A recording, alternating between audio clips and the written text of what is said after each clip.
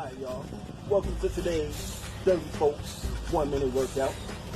Today, the equipment we need of course is your hat, cocked properly, and today we're going to use Notion Organic football soap.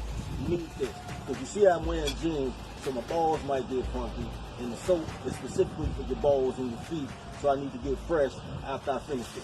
And you also need poles and holes.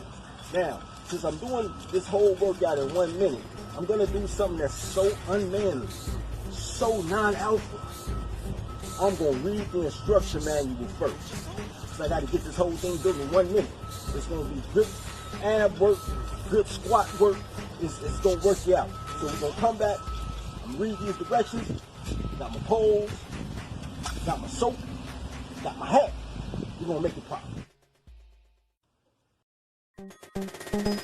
Dirty folks, dirty folks, dirty folks, Notion soap, Notion soap, dirty folks, dirty folks, dirty folks, Notion soap, Notion soap.